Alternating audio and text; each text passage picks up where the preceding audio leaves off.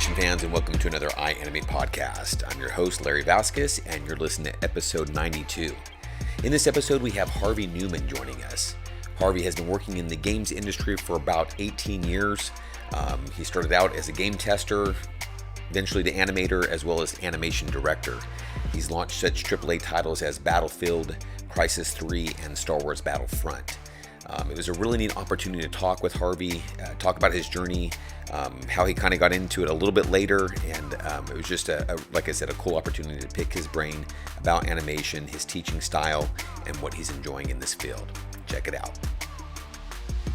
Well, Harvey, I really appreciate your time and joining us in this podcast. I know you mentioned you're in Edinburgh and time differences here, but it's been able to work things out. So I really appreciate you joining us on this podcast, man. Oh man, pleasure to be here, man. Like, you guys have been doing such a brilliant job interviewing other animators, and I've been learning a lot from like the podcast you've been doing. So Killer. I hope I can share. All right. Well, yeah, I'd seen you, I think, on social media, and I thought, man, we need to reach out to you. And then you were one of our instructors and stuff. So I think this is going to be kind of a cool opportunity to talk about both what you've been doing in the games industry, as well as now teaching here at iAnimate. But I always like to kind of go back and see, okay, how did you get into this art form? You know, is this something that from a young age, or is this something that someone kind of introduced you later, or how did you come into this this arena? Well, yeah, it's a funny story because I'm not the type of animator that actually wanted to do it since a young child. Okay. I actually started with illustration. So like at around 14 years old, my cousin and I used to like read comics a lot. Okay. And around a specific point of time, 93, 95, I want to say, Image Comics, which, you know, so it was the foundation of Image. And I remember perfectly that I was reading comics like just maybe 6 months or a year before then. And Marvel at that point had Jim Lee and Todd McFarlane and all these other artists that are super big nowadays, and used to be back then. And it was a bit of a revolution at that point, because Image Comics just went, we're going to do our own thing, and we're going to create our own universe, and each comic is going to be its own universe, and everybody was just like over the moon. So I fell in love with the art form of illustration, but also like how much comics meant at that specific time, right? So then I just like dove in super hard on trying to learn illustration. And that was me until I was about 21. Okay. And up to that point, I fully thought I was going to be an illustrator, comic illustrator. It's like, this is going to be me. That's it. I'm done. I came to find out that, you know, if you actually were to go that route, you actually are freelancing all the time. Mm. And at that point in time, I came to London. And I kind of had to have money because I was incredibly broke. I could not even think about freelancing at that point. I was like, I need to find a full-time gig. So the only thing that came to my mind that was as close as illustration that I could actually enjoy was the sequential art of animation, right? And then I started thinking maybe I can actually have a degree here or something like that. And, you know, I was kind of lucky because just that year, 2003, some universities in London started having a bachelor's in animation. Okay. But we're all guinea pigs because, you know, we didn't really get to learn a lot about animation. We just learned about Maya and the software and stuff. It was 3 years. We got to learn about Maya, the software, rigging as well, modeling. Nothing about animation. Yeah. By the end, I spent 3 years fully thinking that this is going to be my way into getting to creative industry that pays me money and all that stuff, while being desperate. At that point I was serving tables, and I was like working as a kitchen porter and all kinds of stuff. I couldn't really find anything. 3 years went past. Halfway through those 3 years, I actually met Jason Ryan. Oh, did you? Very cool. I did. So this is the connection with iAnimate. This is why I'm happy to be here, because here's what happened. At that point in time, Jason Ryan had some newsletters. I don't know if you remember. Yeah. So he had some newsletters, and he had his JRA kind of like series. The webinars and stuff. Now, was this the tutorials at that time, or was it the webinars? It was the webinars before. Okay. Yeah. So it was actually really interesting because he basically said in all his newsletters, if you have any questions, email me. And I was so desperate at that point in time. I was like, I'm going to email him my questions because I don't know who to ask. I don't know any other animators and stuff. And yeah, he replied. Yeah, Jason's a great guy. He's amazing. And he must have seen how desperate I was. He did say, do you have anything artistic that I can see so I can see your level? Because I didn't have animations, and I showed him my illustrations that I had at the time, and I guess he saw something on them, and he just said, like, Harvey, just take it easy. Like, I'll give you reviews, I'll give you feedback. It's okay, you're gonna make it. Just take it easy. That's awesome. And then ensued about nearly 2 years of him kind of like back and forth emails, showing my work and learning how to animate. That's wonderful. So you were doing the webinars as well, following that? I was actually trying to do the webinars, but I was too broke to do the webinars. Gotcha. But I was looking at any videos or any tutorials that he had. He just got started on those tutorials at that point in time, right? Which then expanded into iAnimate. Yep. This probably would have been, I think the webinars were about 2008, if I remember correctly, 2007, 2008. That's right. Yeah, exactly. 7 or 8, something like that. Yeah, that's basically when. So he was just helping you out, giving you input and reviews and stuff like that, huh? Exactly. That's so cool, man. That is so cool. That's it. And I was working QA at that point throughout the whole that whole experience as well. So I was falling in love with games through QA and then animation as well through Jason. And yeah, just like one thing led to another, and then here I am. Like, that's amazing. Yeah, it's been quite a while. So now, okay, so you said you moved to London. Where are you originally from? Edinburgh? No, I'm actually, so I lived here in the UK most of my life. 22 years has been now, but I was born in Portugal, and I lived between Portugal, Spain, and the UK. Oh, very cool. My life, yeah. That's awesome. Yeah, okay, ¿tú hablas español? Hablo español. Sí. Okay. I'm learning it. I'm learning Spanish right now. So, nice. Yeah. Good accent. Comes out fluid. Awesome. Very cool. That's good to know. My vocabulary is still a little low here, but if I sound authentic, maybe I can get by one more. Yeah, you can 100%. Awesome, man. That's very cool. Yeah. So now what did you get? You said you're doing QA at that time. And where was that at? Yeah. So I was doing QA. I started for those that don't know, like, there is a process of certification when games are finished. They have to actually submit. It's basically a Bible that Microsoft and Sony have that studios have to fulfill, and they have to go through a bunch of rules and stuff about this amount of bugs and this amount of things, and does it connect online, and if it does, all these things. So I was working for Microsoft through a company called VMC, and we were basically testing different games every week. Okay.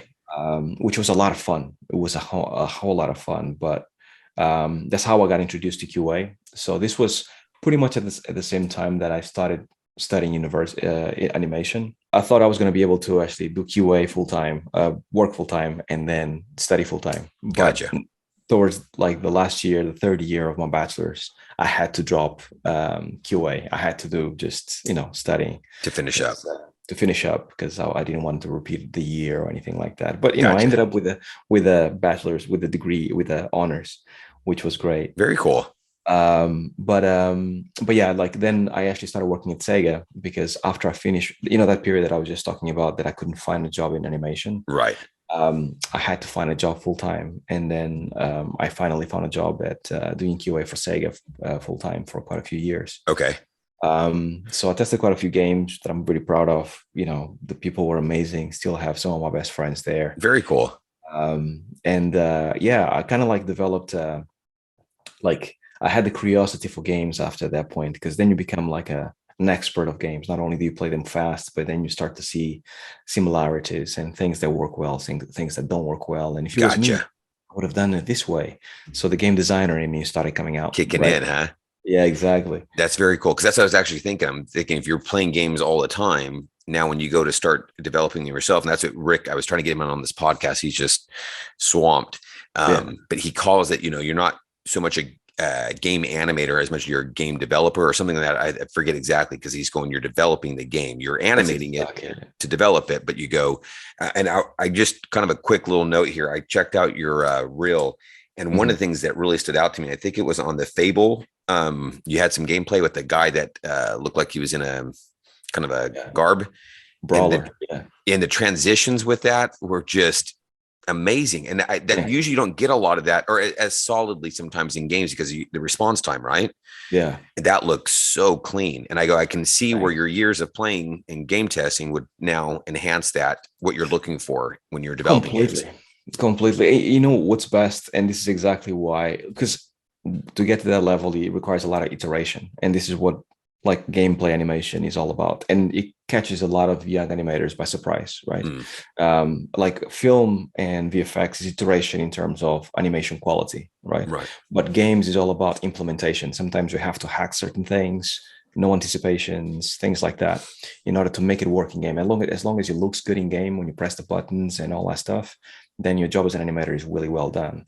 But behind the scenes, it can be quite ugly in terms of getting those things to intertwine, depending on the game, depending on like the tech that you have and things like that. So because I spend so much time in QA, you spend a lot of time thinking about what do people want whenever they get their hands in this game. Because me as QA, as a player, I wanted to actually have certain feeling about the game, right? In order for me to love the game, because if you invest so much time in a game, you better have a really good experience from beginning to end in order to get that good feel, right? Yeah. So in the back of my mind is always that, like thinking about, does this feel good? Would I be able to do this for 60 hours plus? Gotcha. And not be tired? Gotcha. So, no, that's great. Yeah, you're looking at it from the gamer standpoint versus just an animator. And now how do I implement that as an animator? Completely. Yeah, very, very cool. Yeah. So now you spent a couple years, you said, at Microsoft, and then how long were you at Sega?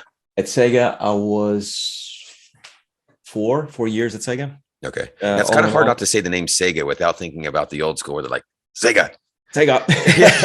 Sorry. When I first heard myself say it, that's the first thing it reminded me of. Yeah, to me, it actually reminds me of that Sega, you know, like the one that they had with Sonic. Maybe I'm a little bit older than you, and I got that generation right beforehand, I guess. That's it. Yeah, no, so Sega was like 4 years, and I got to test games like Worms and Total War Rome, like Football Manager, Outrun. There's all kinds of games. Like actually, you put quite a lot of games on your CV when you go through them so quickly. Okay, which is great. Which then stops by the time you start to actually do game development, because then you realize that it takes a few years for you to develop games. So you said you were at Sega for how long? For about 4 years. 4 years. So, okay, very cool. Yeah, it was 6 years. 6 years overall that I spent doing QA. Nice. Yeah. So how quickly, or what was the transition from Sega 4 years doing QA to now animating?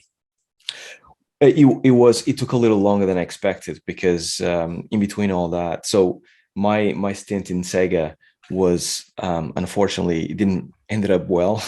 Okay. It was actually one of the lowest periods, because I lost my job and I lost my house in the same day. Oh man. One in the morning, one in the afternoon, and I was completely like, don't know what to do. And I genuinely felt like all my dreams crumbling at that point in time, right? I was not an animator. So I had to, like, there was a period of time just before I got my first gig in animation that I was a portal manager, I used to call it. Do you remember the times that before the iPhone, where you used to have WAP and you had to have like a games portal that you could download on your phone? They had different SKUs for different phones, Nokias and Samsungs and stuff. Okay, yeah, Remember that? Like a little bit. You can have like the mobile version of Splinter Cell, but right, nothing like it. So I was actually managing a portal through a company for Vodafone, the UK providers.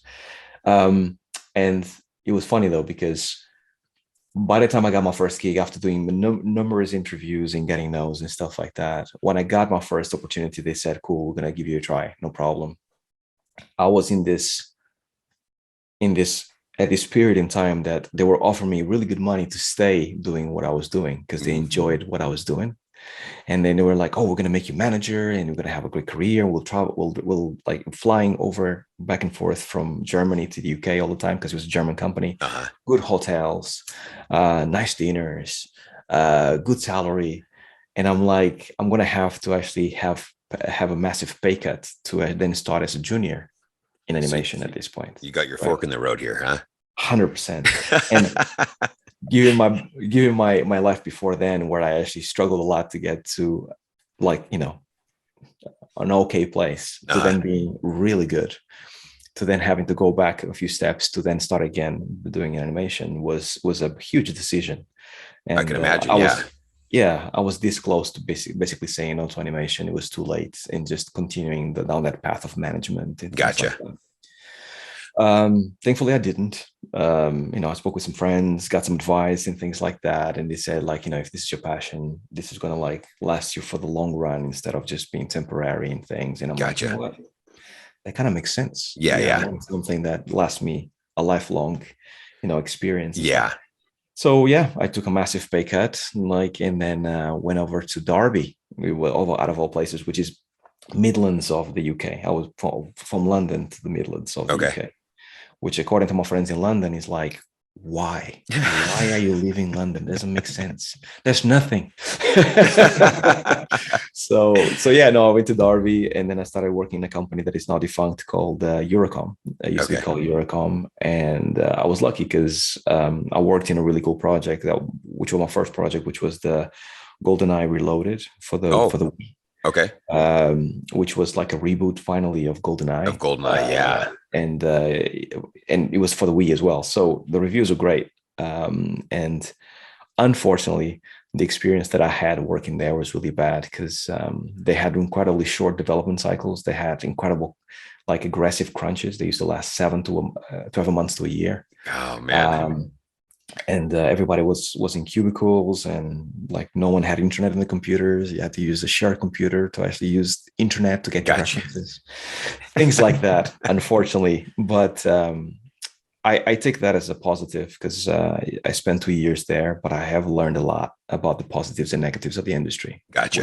Which is great. Gives you a place to kind of like know when a place is a fit or is not a fit, based on your experience, right? It gives you a medium, which is cool. And did it give you as well any work that you can now then go out and find something new? Because it sounded like at first you didn't have any real animation exampbles that you could really kind of show as far as production. Yeah, correct. Yeah, so because the development cycles was so aggressive, I ended up working on a bunch of different games. So I worked in GoldenEye, but then I worked also, they had like movie IPs that they would develop. So I don't know if you remember, but the Wii had games like Ice Age and Rio and things like that. It was like Ice Age the game and Rio the game. So those were developed by Eurocom. And those were basically used and recycled from last year or from something else, right? So it would take about 7 months, all in all, to actually start developing and then publishing the game. I worked in Ice Age, Rio, G-Force, the game came out after the movie. And then it was GoldenEye as well. Oh, and the biggest one of them all that actually had the best reviews was Dead Space. That's basically the Extraction. So I worked on that as well, which was an on rails game, horror game, based on the Dead Space series, which was actually really well put together. Very cool. Now, I've oftentimes, I talk with somebody who worked in television, the similar pace. It's fast. One of the pauses that they were able to take away was they learned to become really efficient. Is that something that you felt like you were able to do at that time as well? Yes, 100%. Like, and so the positive and negative, because I don't know exactly where to put this, and this is not something that I wish on anybody, but when you are in a constant pressure, to the point, for example, like whenever I used to actually go and have teas and coffees with your mates, if 5 or 10 minutes will go past, they will call you over the tannoy to go back to your desk and work. So when you go through this over 2 years and a half that I spent there, right? you become a little bit paranoid about like, am I doing enough work? I like that you use the word paranoid. That's great. Yeah. Am I doing enough? Should I not be chilling? Should I be working? Should I be doing this? Should I be doing that? So over time, things became a little bit more relaxed, right? Like life work balance became a bit better. I became wiser. But like every time that I'm actually under stress and I'm in a company, for example, there's always a point in games that you need to work a little harder towards the end to ship the game and things like that. To me, the blessing on that experience, even though it was negative, is that I can activate that mode. Just think about Eurocom, think about how things were all the time. Here, they only ask you to do that for 2 weeks. Gotcha. So, you're like, okay, it's switching modes and like, let's roll for a couple of weeks here. Yeah. Let's do it. Let's get serious and get into that mode. Right. So, all things considered, it's not that bad. That's right. Yeah. You don't want a work environment that way, but there's definitely some pros that you can learn from that in regards to that grit that you have to kind of bite down sometimes, huh? Completely. Gotcha. It comes with the job, really. Yeah. And one of the things I do also appreciate you bringing up too is, you kind of mentioned that, you were in, excuse me, Q&A for 6 years and, then things had happened to you there. You weren't sure if I appreciate you bringing that up because I think oftentimes people can kind of think, well, if I just, jump into something, I can learn this here. I can learn animation in a year and I'm good to, and that doesn't always, it's not typically happen. This is an art form. This is very, not so much competitive in the sense of, competitive in the sense of skill level. Yeah. And so it takes time. And I appreciate you just bringing that up on a bit of your journey that this doesn't happen overnight. Completely. And you know what's best as well, Larry, is that because of going through all that, when people say it takes a lifetime to learn animation, right? When you really get down to it, and the more experience you have, the more you realize how far away the goalpost is. So, like, because of going through all that, and especially when you start earning money, especially when you start like working on a few titles that are really cool and make you look cool, make your CV look really nice, your resume look really nice, then you start going like, you know what, this is enjoyable. Yeah. It's really enjoyable. It takes a lifetime. And in the beginning, it sounds like it's a hard thing to get there, but it's not so much about the end goal, it's about the journey. And I know that sounds cheesy and everybody says it, but genuinely, the more time you spend animating, especially when you come from a bad place like I did, the more you kind of go, you know what, let's just chill and enjoy this. Especially if you keep on like getting better and like getting a lead position and supervisor and directors and things like that, because things change as you grow as an animator and you learn different things and there's never a dull moment. It's great. Gotcha. Yeah. that's kind of what I tell people too. It's the double-edged sword with the animation, that because you're constantly striving to get better. Yeah. The negative is that you never feel easy. It's never settled in that regards, but because it's 100%. Never settled, it's pushing you and you're always striving to grow as an artist. And so that's the positive part. So it's this kind of uneasiness that kind of helps make it feel uncomfortable as well as fun.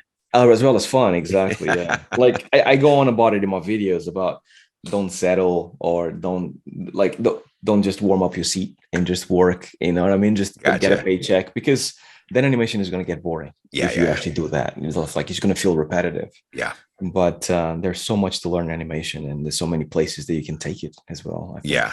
We're only just scratching the surface, and Disney's been doing it for 100 years now. Yeah. So it's great. So after this one gig here, you mentioned you were there about 3 years, you said?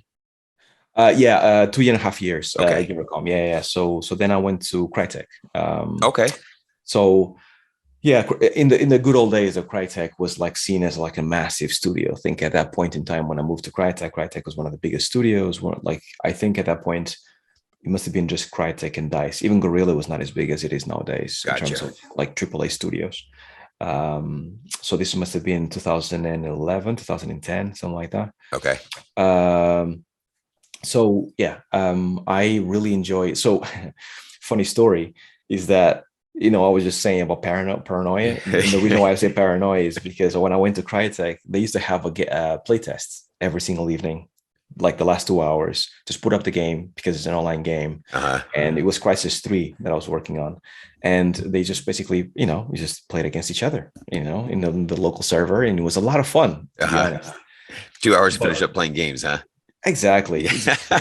So just that idea, to me, it was so alien after 2 years of going through this intense stress that I'm like, are you guys sure that we should do this every day? I'm not going to get in trouble.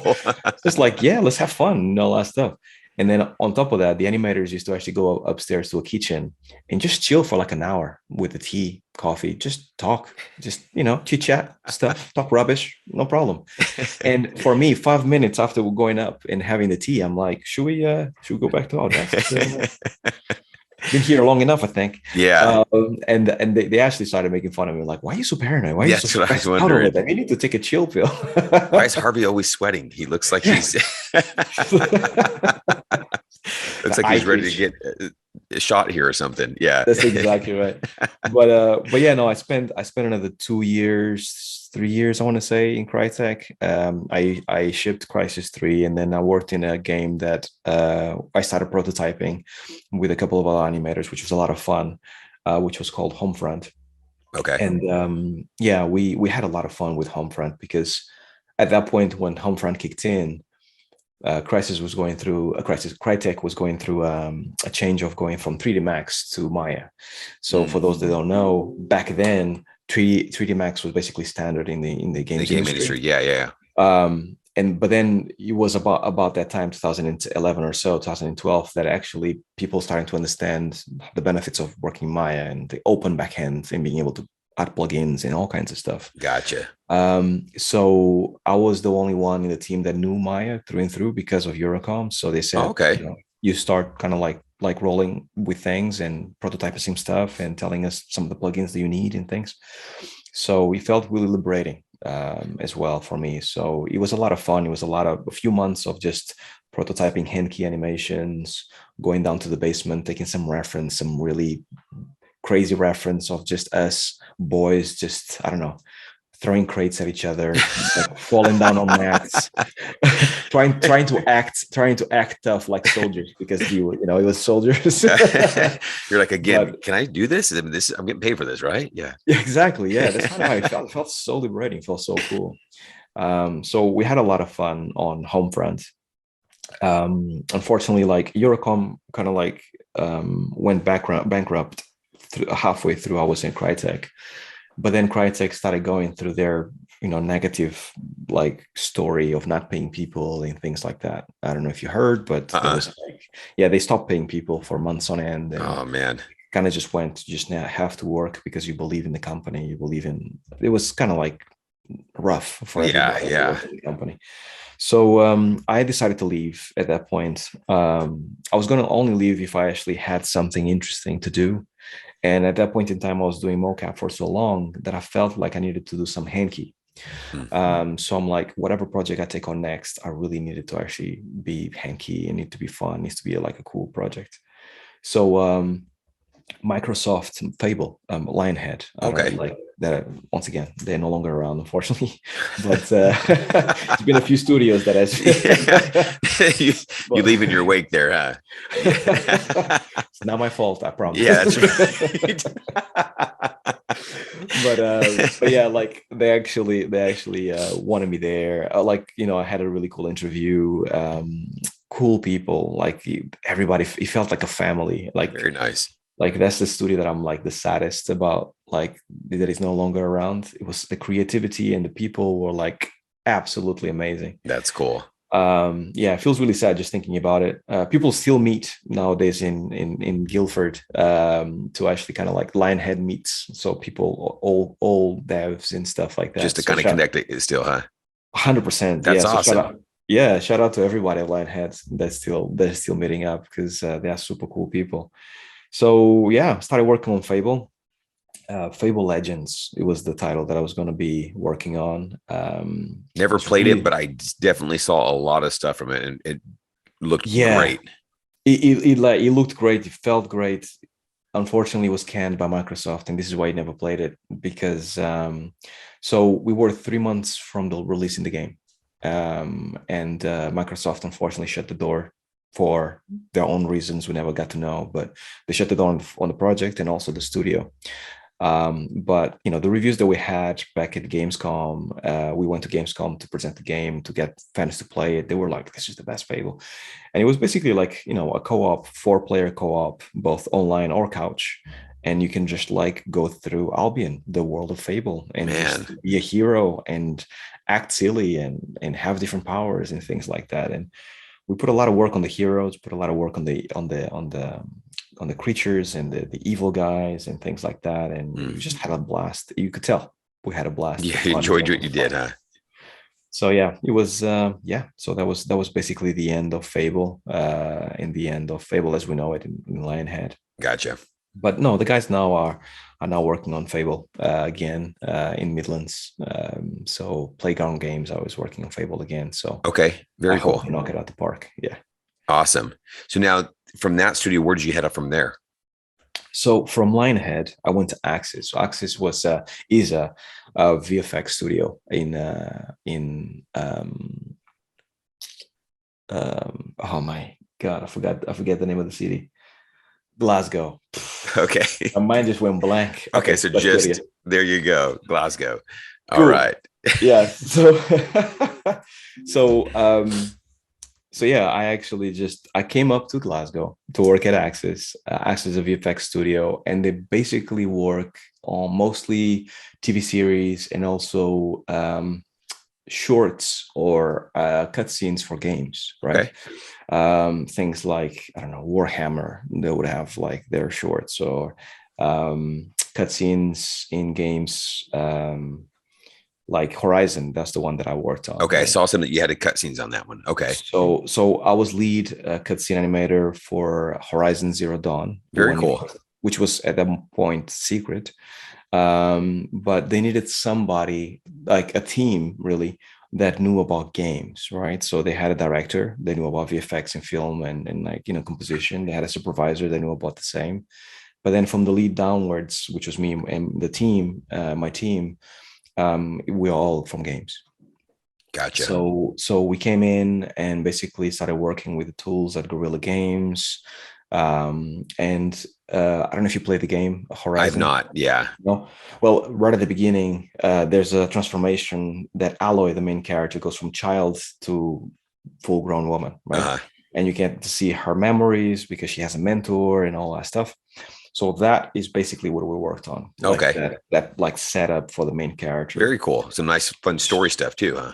100% is and we all knew that it was a really cool project because we saw the storyboards, the animatics in Shotgun, and we all kind of went, man, this is going to be a cool story to actually go through.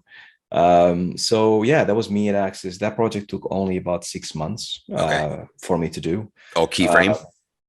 No, it was actually mocap. Mocap, okay. Mocap, but it was, some of the bits were heavily modified because we basically had two camps, two teams really. I had about 11 people under me, and half of the team was working on mocap that was basically shot for us already. And then we just basically had to retarget and put them together and make the characters all synchronized together. And gotcha. Stuff, right. But the other half of the team was working on creatures. Okay. Because you have these dinosaurs that are mechanical and all that stuff. That part was hand key. Okay. Right? Gotcha. So a little bit of a mix, huh? Bit of a mix, yeah. Nice. So yeah, it was so much fun as well. I think it must have been one of the hardest projects that I had to go through, mainly because the timelines were based on VFX, but it was games, and games, there's an engine and there's a lot of variables to a game. Okay. So there was a lot of like working and reworking things to make things fit and things like that, right? They didn't take that into consideration. They just, I think it was the first project. That's what I was wondering. Yeah, because they needed someone from games. Yeah. Yeah, exactly. Because they used to just like, do a cutscene and then goes to rendering somewhere else or something like that. But this was basically interactive with an engine. Right? Gotcha. Okay. And this is why it became a little bit challenging. But, like the team made it in the end. And shout out to everybody that nice. Worked on that. It was really, really cool. Very cool. People at Axis, amazing talent. And the amount of projects they have going on at the same time is so refreshing to see. Nice. Okay. Really cool. Really very cool. So from there, where did you head off to? So from there, we actually got we missed England. We missed south of England. Okay. So we came back to work at Creative Assembly. I came back to work at Creative Assembly. Same thing, hand key stuff, and it was basically Warhammer 2, Total War Warhammer. And once again, really cool team over there. They were incredibly nice and talented. They had weeklies. Everything was hand keyed, even though they had a mocap studio. We tried to do the very minimum in the mocap studio. It was mostly like just hand key. And then I got there and I started working on one of the most fun factions, which was like dinosaurs. Lizard Man, it's called. Okay. For those that know about their Warhammer. And now, is that on your reel? I think I saw some where the yeah, okay. Exactly. It was like Velociraptors. And yeah, exactly. So you see them very little, so the quality doesn't have to be like super awesome. Gotcha. But we still try to make the best we can with the time that we have, right? So yeah, like it was a lot of fun. Put it on the reel because I had so much fun working on that. And nice. Yeah, because the thing is that there was a lot of trust on that project. I learned a lot about leadership on that project. So shout out to Greg. He was my lead at that point in time. And he was very much the type of lead that is hands off. He believes in the person that he hires. And then he goes, do what you think is best. So like that's you have nice. A whole faction. Yeah, it's really cool. You have a whole faction of like creatures that the only thing you've seen is basically... Apologies if you can hear shouting. Yeah, no problem. You're good. Oh, baby, it's about to go to bed. I love it. It's great. So basically the only thing you see is basically statues. All the time that people have been playing these creatures is being statues, right, on boards. That's it. This is basically Total War. And they look really amazing. The sculptures have done an amazing job, right? It looks amazing. The painting is amazing. When you actually hold it, because you have every single statue is like physical, it's amazing. It inspires you. Now, no one has seen these creatures moving. No one has seen these things moving, right? So then it's up to you, the animator, to decide how are these characters moving, right? And then there was a lot of interesting questions that needed to answering, like for example, I was the first one that I actually animated was the cold ones, and they were basically velociraptors. Okay. But the thing is, velociraptors have really tiny limbs, right? Really tiny arms, right? And they actually kind of just keep their arms to themselves and then just run, right? Almost like chickens.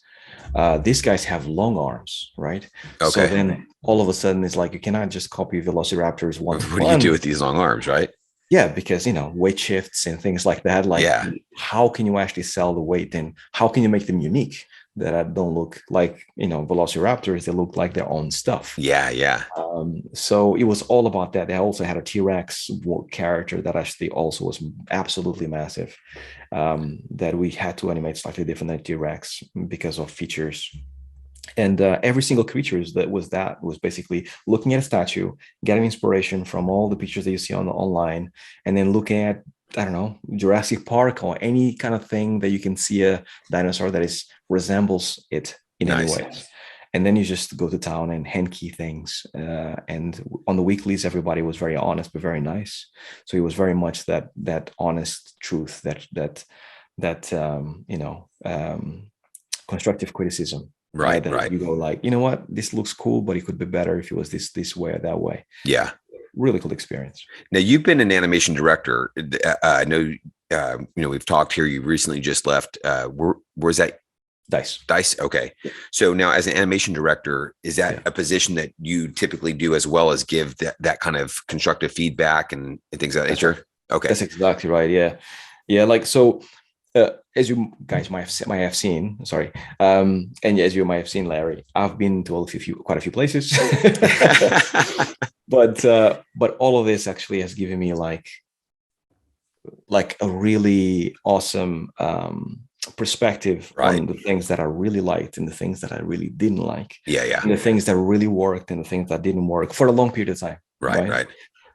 So in my position as director, I'm basically taking all that knowledge and basically just amalgamating it into one little ball that I hope it works. And so far, so good. My team absolutely loves it, and we are super happy, and it's very creative, and everybody feels united. And that's awesome. Yeah. One of the things I love about that too is because you're, I think we're probably in about our 9th, 10th week, so we've got about 3 maybe weeks left. Yeah, here for this term, and you've been one of our instructors here. This is a new term for you here, and you're doing the same thing. You're having to get feedback to these students. None of them, or many of them probably haven't been in the industry, so learning how to get that feedback as well. So I'm sure coming from you, knowing how to do that's been a very big advantage for them. Oh, well, I hope so. I'm not going to say it. You know how to do it well. Yeah, I'll let them be the judge. But they've been absolutely brilliant. And I think they kept an open mind through it all, because I believe that every animator learns animation in slightly different ways. Right. Yep. Animation is so huge, and there's so many things to learn. And the 12 principles, they sound very little, but there's a lot to it, to every single one of them. So you kind of have to like change your method of teaching depending on the person. And some people get certain things really well. Some other people get the opposite things really well. And you kind of have to go, well, maybe you have to go more here, and maybe you have to go more there. But, all in all, I think they're actually getting it. And I feel like at this point in time, they're about to go into spline. And I think a lot of light bulbs are coming online at this point, which I'm proud of. Very cool, man. That's great. Yeah. Kind of slight segue then, because you mentioned them going into spline. That's always kind of a the suck to the So I go. What is your workflow? My workflow. So I'm glad you asked this, because we're all passionate about this stuff. Yeah. No, but here I keep going on about this with my students, and they all know if they're actually seeing this and hearing this. But I started fully thinking that if I figure out the graph editor, I will be able to animate, right? Because the source of animation to me is going to be on this spaghetti thing that I don't understand, but when I do, it's going to be great. It's like the Matrix. Exactly. Yeah. I'm going to be able to animate things great. I don't see it, but once I see it, it's going to be great. Funny thing is, as the years have gone past, the more traditional I became in my thinking and how animation should be approached. Okay. And it's really incredible how much I appreciate the Nine Old Man, Walt Disney, the guys that set up animation. Like, do you have children? Yeah. You do, right? Okay. Exactly. I have a lot, yeah. For anybody that's listening to the podcast, yeah. Awesome. I have two. Okay, very cool. But the one thing that I actually can equate to my experience as an animator is this. A lot of times when you have children, you can tell them that something is not right several times, and they will actually still make that mistake. Yeah. And as a parent, you kind of go, how many times do I have to tell you? Yeah. Right? Until you learn. Yeah. And then they can do it 2 or 3 times. They can do it even more times. And then eventually they'll get it. It clicks. Yep. It kind of clicks. Animation is kind of the same. Yeah. And basically, the more you learn about animation, the more you kind of start understanding that these guys, the Nine Old Man and Walt Disney, when they set the standards, there was a reason why those 12 principles became the 12 principles. Right. There was a reason why they say, go with reference, study your reference, spend time in reference. Reference is 90% of the job. Things like that. Because it's so important for you to actually have a clear idea, clear attack plan before you go into animation. Gotcha. Yeah. And having that experience that I told you when I actually did my bachelor's, and they were showing us Maya and where to click buttons and how you could use fur to embellish your animations. I'm like, that is distraction. Yeah. There's so much to animation. Yeah. I want to learn about fur. I want to spend years learning this animation thing. And then maybe I can actually play around with fur. Yeah. But in the beginning, you think animation is fine. I'll know the 12 principles, set some keys, press play, animation is playing. It's moving. It's moving, going to the graph editor, delete some keys, Bob's your uncle, all good. Yeah. So now I can do liquid now. But yeah, it's really not that. So my approach really is about first focusing on poses. Second, add as much detail in your keys as you possibly can, based on your reference, right? So when you press the spline button, you have a whole bunch of information that you can then clean up. Gotcha. To me, the spline process is generally the most chilled one if I've done my job well in blocking. Okay. Right. Cool. So go up to every 2 keys, every 3 keys, whatever you need to do in order to actually give you as much information as possible. So you can then just go to the graph editor and push your keys a little bit, delete some keys and all that goodness. Good stuff. Nice. Very cool. And just kind of a quick note too, because you mentioned, the strong poses. One of the things, this is my own philosophy and opinion here, is it kind of going back to what you mentioned at the beginning here in regards to comics. Yeah. One of the things I love about comics is because they're doing those strong poses because I only have certain cells enough, it's not motion to sell that emotion or sell that, so I really like comics for that reason too, is because you're kind of learning that. Okay, what's a strong pose here? Because they're having to sell it in this one panel here, Would you feel the same way or? Oh yeah, 1,000%. Okay, so I'm not way off here. Yeah. No, it's I like when I did one mistake on my journey here that I still regret to this day, which was when I did the jump from illustration to animation. I thought I was late, even though I was 23 years old. I thought I was like, I'm going to be super old by the time I learn this. So I actually let go of illustration completely. And I thought, until I am as good of an animator as I am an illustrator, I'm not going to illustrate anymore. I'm just going to animate. That's it. The illustration never really happened again, right? Kind of left that, huh? I kind of left it. And that was the mistake that I did. However, I do think that I must have spent a good 10 years just illustrating hardcore every day, just trying to get posing, first copying the artists that I really enjoyed, then creating off the top, then trying to create a style. All of these motions kind of taught me about posing, and especially because I wanted to be the comic artist that actually gets the big bucks. Therefore, you do covers. That's what they do, right? Gotcha. So covers, you like top notch, right? So I wanted to do covers. So I'm like, I better be like really good, and my posing needs to be super amazing so they can buy the comic based on my illustration. That's right. So I spent so much time thinking about posing that when I'm doing my blocking, it's basically that. It's basically just me looking at how dynamic is this. Yeah. If I were to pause it here, if I'm not myself and I'm someone else, if I were to pause it here, would I think, wow, this is a cool moment? Yeah. Yep. And just keep going through it, go through the timeline. It takes a long time, but it's worth it, man. That's very cool. So you don't do any more, you don't use thumbnailing like that for your process at all now? I do. I actually do drawovers. That's what I do. Good.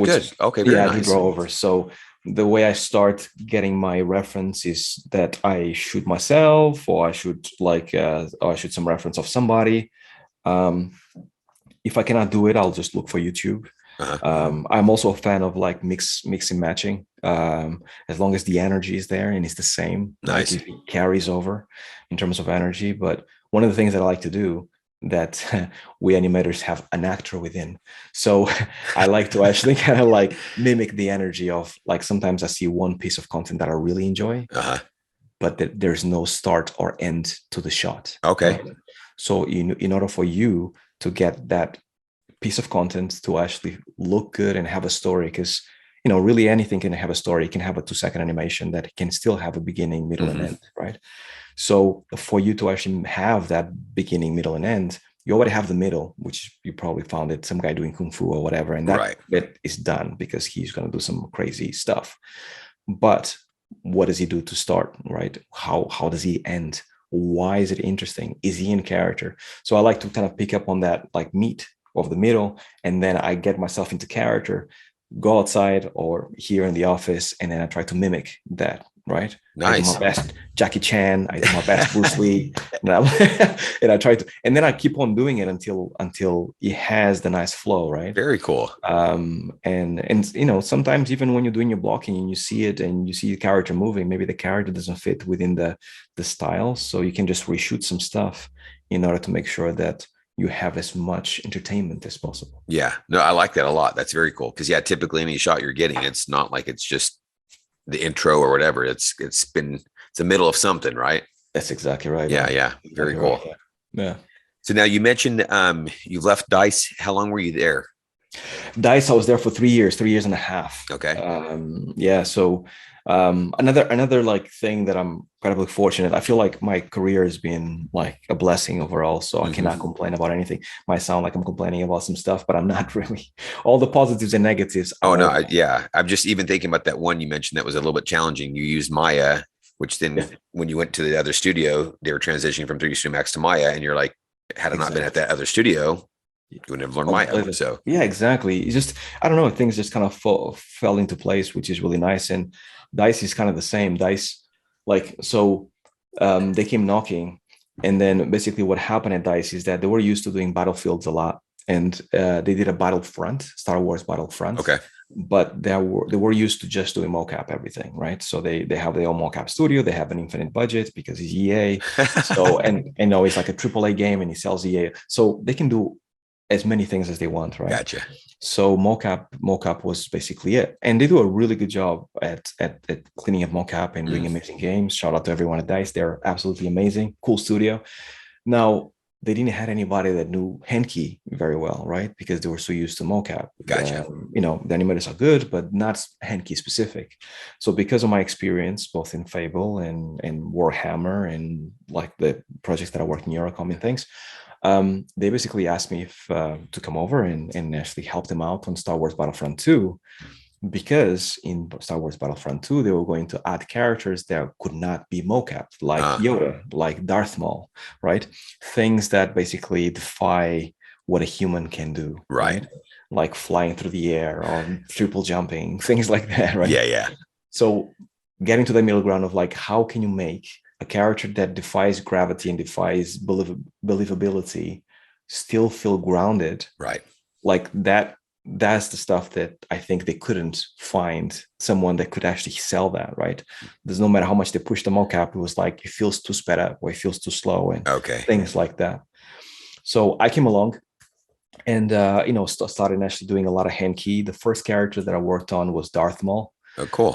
Which I was super pumped about because I'm a big fan of Darth Maul. Honestly, when I first saw that movie, back when it first came out, and they killed him, I was like, no, hang on a second, that can't be it. How? Likewise, I want to see this character in every movie from now. He was a cool guy. I was in disbelief for a good couple minutes. I'm like, hang on a second, this has to be a fake or something. Yeah, 100%. But this is why, like, I felt like, because I felt the same way as you, I'm like, I'm going to make Darth Maul, because you can play him all the time. I'm going to try and make him like a character that you want to play all the time. That's He's right. Gonna be so awesome in the game, in my mind at least. Yeah. But it was actually a long process, because there was a lot of things, and I've learned a lot through the process. But what happened is that while you're animating it was not just the animations that needed to be like realistic and felt grounded, but it was also like the combat system. It was not set in place yet. Right? Oh, okay. Because they kind of didn't really have a gaming loop that was satisfying yet, right? At the moment, in the previous one, you just like did 1-2 hits all the time, or if you're a Jedi, or then if you had a weapon, you just shoot your weapon. But DICE is really good at weapons because they did Battlefield before, so it's all good. But it's just the lightsabers felt a little bit repetitive, so we had to come up with a gaming loop that actually felt really good, and it made you feel like a hero, right? It made you feel like you are a true Jedi. You have like a saber, so saber is a powerful tool. Let's do it. So Maul kind of answered all those questions. We had about 6 combos next to each other, and you can just like randomly select from the 2. So it felt like you were doing different things at all times. Nice. And then it was all about like getting the Maul. How fast can Maul go? Because if you actually, Maul is arguably the fastest Jedi because he's so like jumping everywhere. Maybe Yoda, but so if you set a benchmark for Darth Maul, then we can look at Luke, and he probably will be maybe the slowest, right? Okay. Because he's very chill when he actually has a lightsaber. So it was basically like finding the disparity between the 2. So he became like the linchpin that unlocked everything else. And then I had to make him fly over the air, get him to spin his lightsaber a gazillion times. That's and cool. Things like that. It was really nice. Very nice. before we transition on your departure there, what is it that you've been enjoying in the game industry? You've been in here for overall 18 years, okay. Animating about 13, 14 okay. years. Yeah, something like that. And obviously a lot is, changed and changing. Yes, for so sure. what has been your biggest key as of why, hey, look, if someone were to say, why should I get in the gaming industry? What is it that you've been enjoying and looking forward to? Passion. Okay. I mean, if I were to distill in one word, passion. What have we been enjoying? How games have, how people have been pushing animation as we go through. So let me explain passion.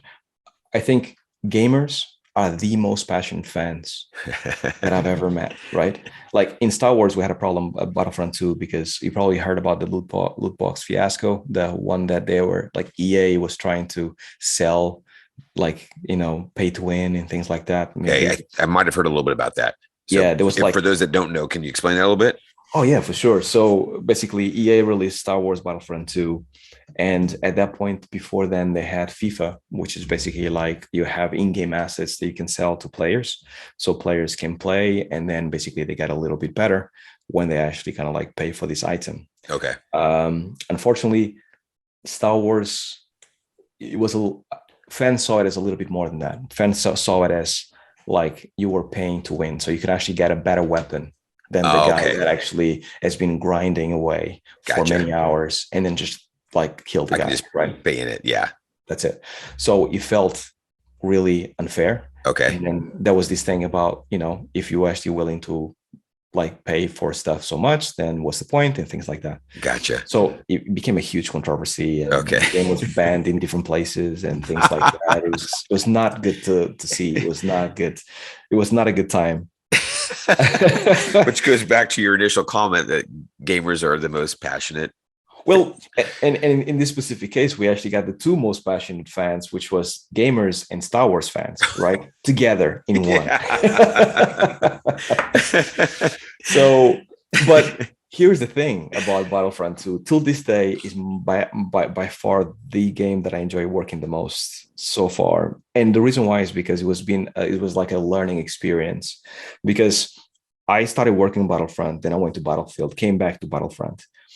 When I came back to Battlefront was very much like on a, like, not because of me, but like EA was very much not, I don't think EA believed in the game very much at that point because no one was really playing it. The players were going down and there was no interest and all that stuff. What happened was a few rebels, and this is why I like it so much because it's exactly like Star Wars. A few rebels got together and DICE, and about 70 of us. And then we said, we just want to work on Battlefront. Give us some time and we'll show you that this game can be better. As long as we listen to the community, we can make this game better, right? So then ensued about 2 years, like a year and a half of us kind of like listening to the community and like fixing the game little by little, right? And then basically turning the community around to the point that Reddit was positive with us, which is something that Reddit is not known for. But the community in Reddit was absolutely loving us. And then we started adding extra stuff that people didn't expect. And towards the end, we were surprising people with the things that we were adding. So for example, that's awesome. Yeah. For example, no one thought, we announced a hero that everyone thought this is never going to work. This is going to be rubbish. Why are you guys destroying the game again? Which was BB-8. BB-8 as a hero. Right. Okay. And everybody was kind of like looking like you. Like, yeah. How can you make this happen? Yeah. How could he? Yeah. and we did. And it felt really good. It was a bit repetitive according to reviews, but he actually felt really good. He was making a difference. Little dude with his cables was like whipping everybody around. Nice. Killing people and all that stuff. Very cool. And when you got together with other people, then all of a sudden you have a BB-8 and you have a Luke and you have like a Yoda, then you can just take on a bunch of people. Okay, have a little fun here, huh? Exactly. Oh, that's awesome. So yeah, and then we started bringing Ewoks as well and different factions. Oh, that's so cool. Yeah, and it became a dream, and like half of it was me jumping on the suit, like us jumping on the suit and then acting out like an Ewok, for example. And the other half was Henki, right? Nice. So it was a lot of fun. That's a really cool testimony, though, when developers are willing to give it a shot, listen to the fans, the community, whatever it is, and delivering based upon that, and as well as, like you mentioned here, exceeding expectations. Yeah, exactly. Because then it becomes, if you're just doing what the community wants, it becomes repetitive. Yeah. And then the thing that happens as well, as much as there's positivity out there and people that actually have genuine criticism and constructive criticism, like there's a lot of people that think they know about games, but they don't. So they just want things tomorrow. Like, why are heroes taking so long? Right? I waited a month. I need another hero. Right? so things like that. But you can actually distill things to know that there's a few comments that actually encompass what most people want. And if you focus on those and deliver on those, then you're going to be great. But if you just do that, then it becomes repetitive. So you have to do a little bit of that, but also add a layer of surprise, a layer of things that, to keep it interesting and keep it fresh. Yeah.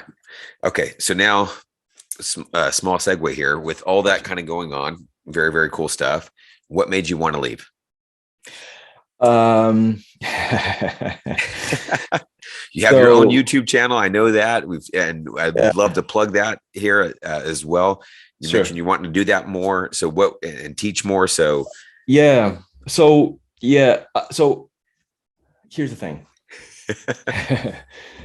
Without going into confidential stuff and all that, because games are super confidential all the time. But here's the thing. DICE is an incredible company to work for. And they are really good at what they do. But obviously, because they're such a big company, they have a very structured environment, right? Cool. So that was one part of the thing. And some things I agree with, some things I didn't agree with, but that goes for everybody in every job. Right. It works for everybody. The other side stuff that started happening was my YouTube channel. And I started seeing that after all these years, and this might sound cheesy, but I'm starting to take more pleasure from helping others and leaving a lasting impression than to shipping a game that people will forget in about a year or two, right? As awesome as that is, right? But it's just basically like a little splash, and then people move on to the next thing. Gotcha. But if you were to help somebody in their animation journey and it genuinely makes a difference, they will take that with you forever. Like, Jason with me. I was just going to say, that's what I'm thinking in my head. Jason Ryan helped you out. Yeah. And I'll never forget it. And it is the reason why I want to help people, right? So this is basically what started happening. So having those two things happening at the same time made me start thinking about, maybe I want to start working on my own thing, creating my own team, and hopefully kind of like putting together both things. Gotcha. Right? Creativity of game making, but also surround myself with people that some I can make better, but also some will make me better. Right. They complement me. Right. So if I can make those two things happen at the same place in the same time, I believe, maybe I'm crazy, but I believe that we can make something really amazing, really astounding. Right. Very cool. So we don't have any walls anymore. Remove the walls and then let the creativity take over. Yeah. That is basically in the end what made me leave, because then Build a Rocket Boy came along and said, come over and be our animation director. And we want to make animations really cool and unique. So again, maybe I'm throwing this off the cuff. So if you can't talk about it, can't talk about it. What is the design there at Build Rocket Boy? Is it mobile? Is it computer? Is it console? What is the goal? The goal is a super secretive project, so I'm not going to be able to say very much. That's what I kind of figured. So that's why I prefaced my asking that way. But the information that is out there is that it's definitely going to be a AAA game. It's definitely going to be a super ambitious project, right? And I can attest to that. Definitely going to be a super ambitious project, and I think it's going to be a massive splash. It's going to do a massive splash whenever it comes out. It has very original ideas in it, and I think he's answering a lot of the questions that people are asking out there, which is pretty cool. So that is basically what it is. And Build a Rocket Boy was founded and created by Leslie Benzies, which is one of the three guys that actually were behind the GTA series at Rockstar. So he decided to leave and then created Build a Rocket Boy, and then when we had a chat, he basically said, Harvey, I want what you actually are saying, which is, because I told him, I want to come to a place that makes a difference, right? There's so much more that we can achieve in animation in games. We're just scratching the surface. So let's do it. And he basically went, let's do it. Come on. Sold. So that's killer, man. That's very, very cool. Well, best of luck to you on that endeavor. But I also want to plug your YouTube channel. Where can people find you? Your social medias? YouTube.com/Harvey Newman. All right. Or just Google me, Harvey Newman. You'll be able to find it as well. And what is your premise, for those that are listening or watching, for your YouTube channel? Well, teaching people how gameplay animation actually works. That's basically the premise that I started with. So I teach animation just generically, but I also teach what goes on behind games. And then I try to kind of like give people like an insight on what gameplay animators do, right? Gotcha. I kind of felt for a long period of time that animation in games is very much like dark magic. No one really knows exactly how it works. They just know it does. So I wanted to unveil things a little bit, right? And be like, look, these are the things that are different between a film, like a film animator, VFX animator, and a gameplay animator. Sorry. So this is basically what the YouTube kind of like became. But, through the journey of this YouTube channel, which has been like nearly 3 years now, which I'm really thankful for. I have also realized that people sometimes they need mental support or like, advice, I should say, on their journey. And I did a few videos that I remember I was incredibly stressed about, talking about, for example, the reality of being an animator, right? Okay. And I kind of like, that was my first one, and it's still my biggest videos to this day. And I wanted to basically say, here's the positives, but here's the negatives of animation, right? That's great. And I think in our industry, like, because things are so secretive, we sign NDAs all over, right? And you can say anything about anything, and people have a tendency to kind of like, and because it's so hard to get in, you have a tendency to just then cocoon yourself and be like, okay, this is just part of the journey. And we talk amongst ourselves one-on-one, right, but we don't put our dirty laundry out there. So to me, it was like a little bit, and not too much, but a little bit of like the things that, people should look out for, positive and negative, about the different types of animation, film, VFX, and gameplay. Right. And I was incredibly nervous about this video coming out. I was like, I'm going to go to work tomorrow, and people will be like, you have been fired, sir. Shame. Grab your stuff. Shame. Yeah. You consider yourself an animator? What are you doing? But no, the reaction was incredible. And I'm thankful for everybody that actually kind of supported me and commented. That's awesome. Video. And it kind of gave me a little bit of like, lift on my wings in terms of like, maybe I should be talking about more of this stuff.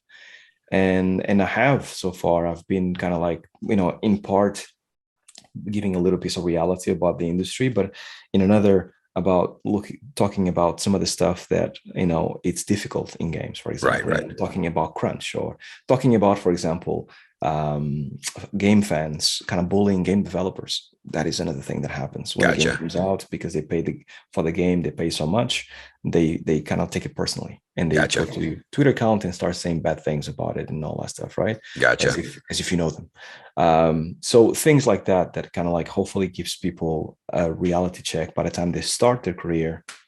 They'll know about it. Right. No, and I love that you said that reality check, because I think that's a difference between airing your dirty laundry, ranting, and the actual, this is the reality of it. This is the truth. This is what happens here. And that's why I kind of go back to when I mentioned, I appreciate you talking about your journey, that it wasn't, overnight. Yeah. There's a process here. And I hope that people realize that, we've got talented guys and gals like you who teach here at iAnimate. So that way our students are getting the best. But again, like you mentioned as well, everyone learns at a different pace. Everyone learns different things. And so you just don't think that just because I've taken some workshops, I'm, why am I not getting all the hirings right now? Exactly. There's a process. How much time are you putting into it? And that's the reality of our art form, period, whether it be in games, feature, or VFX. Exactly. No, you're completely right, Larry. And it's not only subjective, but it's also difficult for you to get an opportunity. Sometimes you can be more talented than anybody that is getting hired right now. Gotcha. But it's just like the right people are not looking at your stuff. Right. You need a little bit of luck as well to get in, because at least in games, like a lot of studios are looking for a specific type of animator for a specific project at a specific time. Right. So unless you fit in that window and you send your short reel at that specific time, then you're not getting the job. Right. So I really appreciate that. It's difficult. Well, Harvey, I really appreciate your time. This has been a fun and very cool podcast. It's nice to see you face to face. I know I've worked with you here, getting things set up for our workshop where you teach, but it's been nice to see you face to face and chat with you. So again, thank you for your time. Thank you, Larry. I appreciate you setting up everything for me, because I know you do a lot of stuff. And just so everyone up there is just like, iAnimate is absolutely brilliant. So if you guys are on the fence of joining, definitely join us, because the people here are incredibly talented. Awesome. All right. Well, with that, we are out. All right.